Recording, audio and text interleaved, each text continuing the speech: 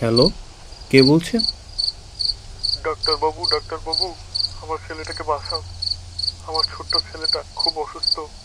আপনি দয়া করে দ্রুত হসপিটাল আসুন ডাক্তারবাবু। আচ্ছা আচ্ছা, শান্ত হন। আপনার রোগী কোন ওয়ার্ডে ভর্তি আছে? আমাকে বিস্তারিত বলুন তো। আরে, লাইনটা যে কেটে গেল। আচ্ছা দেখি, নাম্বারটাতে কল ব্যাক করি। কি আশ্চর্য ব্যাপার, একটু আগেই তো ফোন এসেছিল, এখনই নাম্বারটি বন্ধ দেখাচ্ছে। আচ্ছা, হসপিটালের রিসিপশনে একটু কল করে জেনে নেই তো।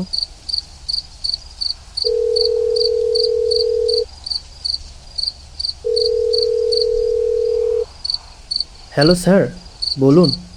হ্যালো অবিনাশ, আজকে ইমার্জেন্সিতে কোনো বাচ্চা কি হসপিটালে ভর্তি হয়েছে? না স্যার, আজ রাতে ইমার্জেন্সিতে কোনো বাচ্চাই ভর্তি হয়নি। আচ্ছা আচ্ছা, ঠিক আছে। যদি কোনো বাচ্চা ইমার্জেন্সিতে ভর্তি হয় তাহলে কিন্তু আমাকে সঙ্গে সঙ্গে জানিও, কেমন? অবশ্যই স্যার। যদি কেউ বাচ্চা রোগী নিয়ে আসে তাহলে আমি আপনাকে সঙ্গে সঙ্গে কল করব স্যার।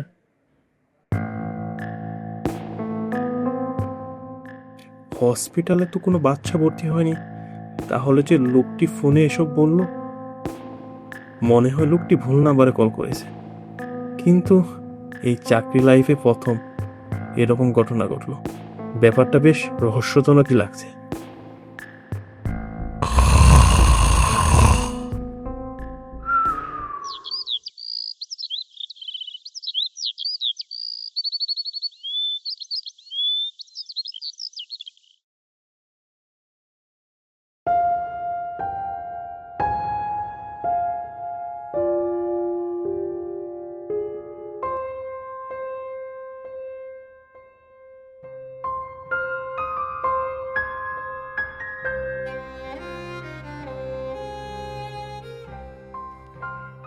শোনো অবিনাশ, আজকে তো আমার ডিউটি টাইম শেষ, আমি এখন বেরিয়ে যাচ্ছি। কালকের যে ঘটনা সেটা তো তুমি পুরোপুরি জানো, তাই না?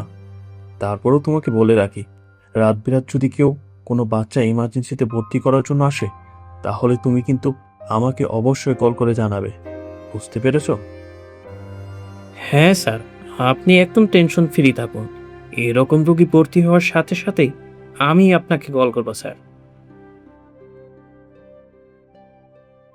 নতুন শহর, নতুন মানুষ, আর মানুষের সেবার এক অদম্য স্বপ্ন নিয়ে সরকারি হাসপাতালে যোগ দিয়েছিলেন এই তরুণ ডাক্তার, ডাক্তার অরিন্দম সেন।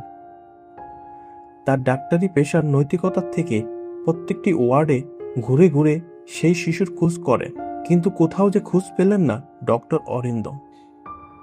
তখন তিনি ভাবলেন, হয়তো ফোনটি ভুল নাম্বার থেকে এসেছিল।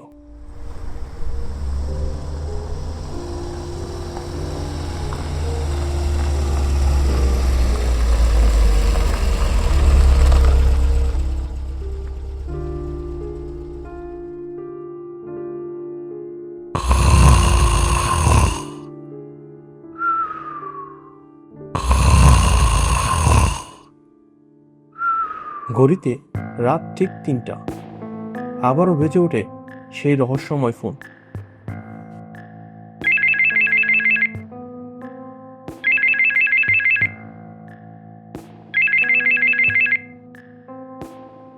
ডাক্তারবাবু, আপনি এখনো হসপিটালে এলেন না কেন? দয়া করে জলদি একটু হসপিটাল আসুন, না হলে আমার ছেলেটা যে মারা যাবে। ডাক্তারবাবু। হ্যালো শুনুন, আপনার রোগী কি আমার হসপিটালে ভর্তি আছে নাকি অন্য কোনো হসপিটালে? আপনি তো আমাকে ভুলবশত কল দিচ্ছেন না। যাক বাবা, লাইনটা যে কেটে দিল, কি করবো এখন? আজকে তো অবিনাশের রাতের ডিউটি নেই, হসপিটালে কি একবার যাব? না, একবার বরং হসপিটালটা ঘুরেই দেখে আসি।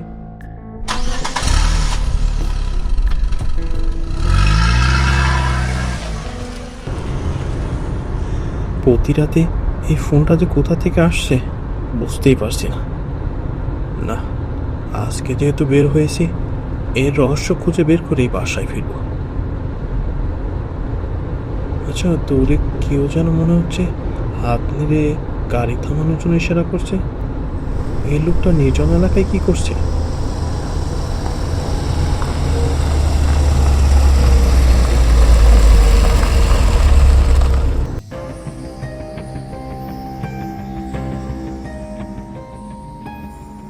কে আপনি? এত রাতে এই নির্জন এলাকায় কি করছেন? স্যার, আমার ছেলেটাকে বাঁচান। ওকে যে জলদি করে হসপিটালে নিতে হবে, না হলে যে স্যার মারা যাবে ও। কোথায় আপনার ছেলে? আমাকে নিয়ে চলুন তো। এই তো স্যার, গাছটার আড়ালে। আপনি আসুন স্যার।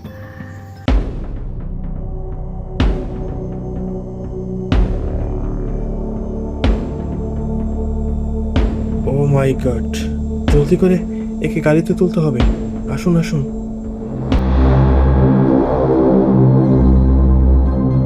না না না না না, এর তো নারী নেই। এ তো দেখছি অনেক আগেই মারা গেছে। কিভাবে এসব হলো? ঘটনাটি জানতে চাইতেই লোকটা তার ছেলের লাশ সহ কোথায় যেন বিলীন হয়ে গেল। কিছুক্ষণের জন্য অরিন্দম সেন তার সাথে কি ঘটছে কিছুতেই বুঝে উঠতে পারছিল না। হঠাৎই কিছুক্ষণ পর তার পিছন থেকে বলে উঠল, ডাক্তার আঙ্কেল,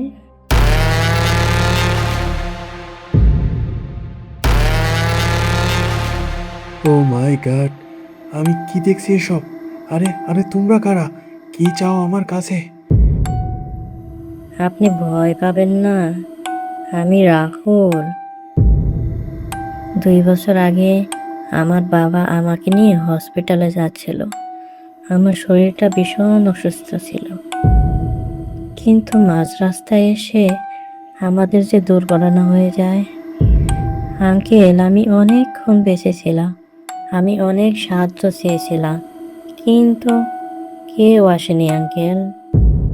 আমার বাবা আমাকে বাঁচাতে চেয়েছিল, তিনি অনেক চেষ্টা করেছে, কিন্তু সেও যে আমাকে বাঁচাতে পারেনি আঙ্কেল। তারপর আমরা হারিয়ে গেলাম। আচ্ছা ডাক্তার আঙ্কেল, আপনি আমাদের একটি সাহায্য করবেন? আমাদের এই দেহগুলো এই গাছের পাশে মাটির ভিতরে পড়ে আছে। আমরা এখনো যে মুক্তি পাইনি আঙ্কেল। আমাদের দেহগুলোর শেষ বিদায়ের কার্য আপনি সম্পাদন করে দেন আঙ্কেল, তাহলে যে আমাদের আত্মা অনেক শান্তি পাবে আঙ্কেল। অরিন্দম সেন ছেলেটির কথাগুলো শুনে রীতিমতো হতভম্ব হয়ে গেলেন। মুহূর্তেই যেন চারিপাশে সবকিছু থমকে দাঁড়াল। তবে তিনি বেশি কিছু না ভেবে দৃঢ় কণ্ঠে বললেন, আচ্ছা ঠিক আছে, আমি কথা দিচ্ছি, তোমাদের শেষকৃতি ও বিদায়ের জন্য যা যা করা দরকার সবই আমি করব। অরিন্দম সেনের মুখ থেকে কথাগুলো বের হতেই সেই ছোট্ট ছেলে এবং তার বাবা ধীরে ধীরে অন্ধকারে কোথায় যেন বিলীন হয়ে গেলেন।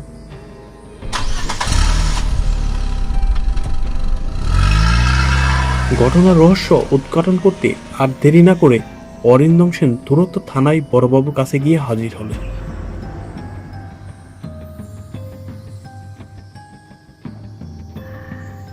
আর বড়বাবুকে সবটা খুলে বললেন। প্রথমে বড়বাবু কিছুটা অবাগী হলেন, কিন্তু বড়বাবু অরিন্দম সেনের কথাগুলো বেশ গুরুত্ব দিয়ে তদন্ত করার সিদ্ধান্ত নিলেন।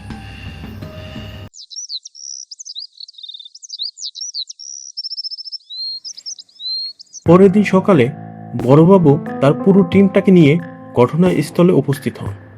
আর ছেলেটি যে জায়গার কথা বলেছিল সেই স্থানটির মাটি খুঁড়তে শুরু করে।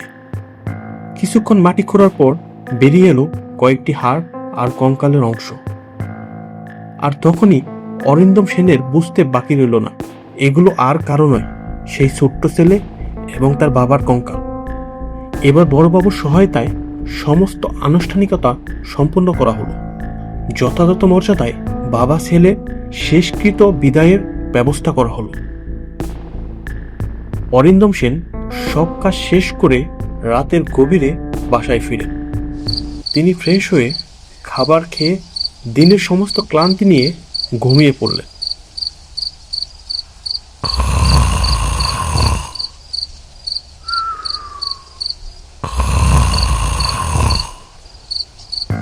কিন্তু গল্পটা এখানে শেষ নয়।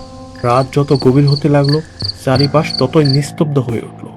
হঠাৎ ঘড়ির কাঁটা ঠিক রাত 3টায় পৌঁছাতে সেই নিস্তব্ধতা ভেঙে বেজে উঠল এক ভয়ঙ্কর ফোন কল।